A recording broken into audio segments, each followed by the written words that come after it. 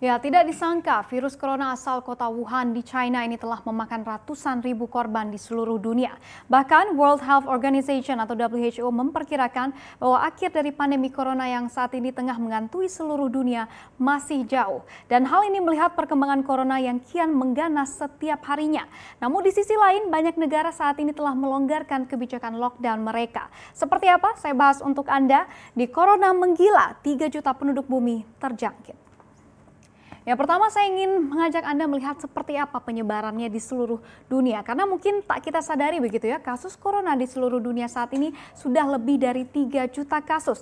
Tepatnya 3.148.521 orang di bumi ini sudah terinfeksi virus mematikan ini. Dan angka kematian akibat virus ini pun telah mencapai lebih dari 200.000 orang saat ini, tepatnya 218.371 orang. Ini artinya secara rata-rata global tingkat kematian atau mortality rate akibat COVID-19 ini adalah sebesar hampir 7%, yaitu tepatnya 6,9% pada tingkat global. Lalu kemudian kita lihat juga dari lebih dari 3 juta orang ini, 962.000 orang telah dinyatakan sembuh dan sudah boleh dipulangkan ke rumah mereka masing-masing di seluruh dunia. Sementara berdasarkan data yang kami ambil dari Worldometers, 1,96 juta orang atau hampir 2 juta orang saat ini masih dalam perawatan melawan virus ini, di mana 97% dari mereka ini berada dalam kondisi stabil, sedangkan 3% atau sekitar 22.000 orang saat ini berada dalam kondisi kritis melawan virus ini. Lalu kemudian kita lihat juga selain kota Wuhan yang menjadi epicentrum dari penyebaran kota ini, negara-negara mana saja yang saat ini tengah kewalahan menghadapi banyaknya pasien terinfeksi, bahkan angka kematian yang melonjak tajam. Kita bergeser ke slide berikutnya.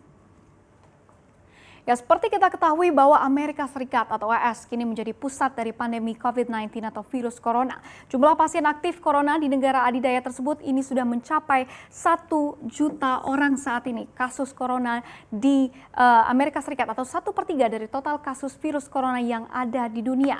Dan hal ini bisa kita katakan tak diantisipasi oleh negeri Paman Sam tersebut, karena pada awal virus corona ini ditemukan di China, Presiden Amerika Serikat Donald Trump sempat menyebutkan bahwa virus ini adalah hoax dan yakin AS tidak akan terinfeksi. Namun kenyataan berkata lain, karena AS saat ini menjadi negara dengan kasus corona terbanyak di dunia dengan lebih dari 1 juta orang dan angka kematian yang sangat miris sekali, di mana sudah mencapai 58.964 orang meninggal dunia di Amerika Serikat, dengan kota New York saat ini menjadi epicentrum dari penyebaran virus corona ini dengan lebih dari 300.000 orang di New York ini sudah terinfeksi oleh virus mematikan ini.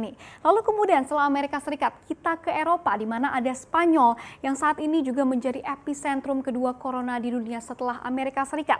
Dengan lebih saat ini total kasusnya ini mencapai 210.773 orang telah terinfeksi virus ini, dengan angka kematian atau mortality rate yang sangat tinggi, bisa kita katakan seperti itu, di mana ini sudah mencapai 11% dengan total kematian mencapai 23.822 orang telah meninggal dunia akibat dari virus yang mematikan ini di Spanyol. Dan epicentrum dari penyebaran ini terletak di kota-kota wisata yang ada di Spanyol seperti Madrid dan juga Kolonia, di mana penyebaran yang hingga saat ini belum teratasi di Spanyol inilah yang membuat akhirnya Lembaga Moneter Internasional atau IMF memperkirakan bahwa tahun 2020 ini ekonomi Spanyol akan terkontraksi lebih dari 8%, karena kita melihat penyebaran serta angka kematian yang sangat tinggi membuat ekonomi Spanyol lumpuh saat ini. Lalu kemudian setelah Spanyol, negara ketiga ini masih terletak di benua Eropa juga. Siapa? Kita lihat di slide berikutnya. Ya, Italia. Sejauh ini Italia menjadi negara dengan angka kematian atau mortality rate tertinggi di dunia, yaitu lebih dari 27.000 orang yang saat ini telah meninggal dunia akibat dari virus corona ini, dan angka infeksi mencapai 201.505 orang telah terinfeksi. Ini artinya mortality rate di Italia saat ini mencapai 13,5%. angka kematian di Italia dari total kasus yang terinfeksi. Dan besarnya jumlah korban COVID-19 di Italia ini masih menyisakan banyak tanda tanya begitu ya, apa penyebab tingkat kematian virus corona begitu tingginya di sana. Dan ini disebabkan, sebagai informasi untuk Anda, oleh beberapa faktor.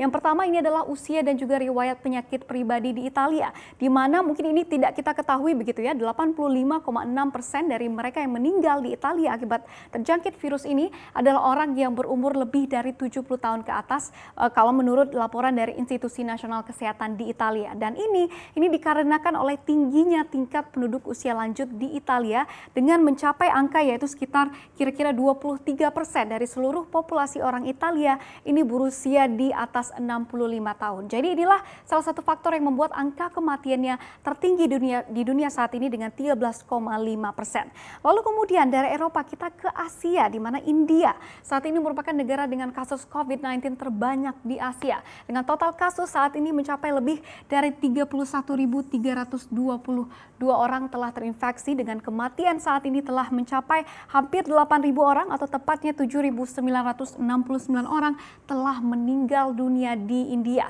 Padahal sebagai informasi untuk Anda, India ini telah memberlakukan lockdown menyeluruh sejak tanggal 25 Maret lalu, namun sepertinya lockdown total ini bisa kita bilang kurang ampuh begitu ya dalam memerangi virus corona di India. Dan melihat bagaimana kasus corona ini melonjak tajam di seluruh dunia, ini membuat sistem kesehatan dunia kewalahan menghadapi banyaknya pasien yang terinfeksi dan juga kasus kematian yang sudah mencapai lebih dari 200.000 orang saat ini. Dan banyak negara di dunia saat ini malah ramai-ramai melonggarkan yang namanya kewajiban lockdown mereka. Siapa saja dan seperti apa pelonggarannya kita lihat di slide berikutnya.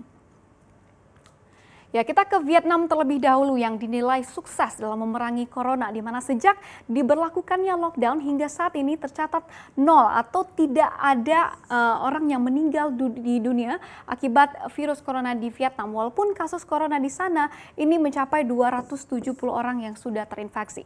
Padahal kita ketahui Vietnam begitu ya secara geografis ini tepat bersebelahan dengan China. Namun Vietnam kita ketahui mengambil langkah awal untuk melockdown negaranya sejak tahap awal corona berkembang di China, dan alhasil nol kematian, bahkan warga Vietnam saat ini sudah diperbolehkan untuk beraktivitas seperti biasa. Lalu setelah Vietnam yang mencabut lockdown secara mengejutkan, ada Italia yang juga saat ini pelan-pelan ingin roda perekonomiannya kembali berputar, di mana pemerintah Italia ini ingin membuka kembali gerai-gerai non esensial di Italia pada tanggal 10 April mendatang begitu ya. Dan padahal seperti kita bahas tadi, Italia saat ini adalah negara ketiga kasus corona terbanyak di dunia. Bahkan mortality rate atau kematian tertinggi di dunia dengan 13,5%. Dan sekali lagi saya tekankan begitu ya, ini kan mencapai 13,5%.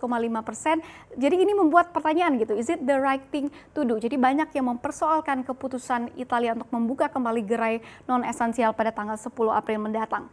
Lalu dari Italia, ini ada juga Amerika Serikat atau negara yang kasus virus coronanya ini sudah mencapai 1 juta orang saat ini. Namun Presiden Amerika Serikat Donald Trump ini mengatakan bahwa akan melonggarkan karantina di Amerika Serikat untuk kepentingan bisnis pada tanggal 1 Mei 2020 mendatang. Dan rencana Trump ini sebagai informasi untuk Anda, ini mendapat kecaman dari banyak pihak, termasuk dari Kementerian Kesehatan Amerika Serikat, karena katanya keputusan Trump ini dapat menyebabkan gelombang kedua terjadi sebelum gelombang pertama dapat teratasi di Amerika Serikat. Jadi inilah yang terjadi di seluruh dunia saat ini begitu ya, di mana krisis kesehatan akibat virus corona ini menjadi semakin mengkhawatirkan, dan lebih dari 3 juta orang telah terinfeksi dan 200.000 orang meninggal dunia, dan belum juga ditemukan titik terangnya seperti apa dan juga kapan vaksin corona ini ditemukan dan dapat digunakan, dan kapan akhir dari pandemi ini. Inilah yang menjadi pertanyaan bagi banyak pihak saat ini.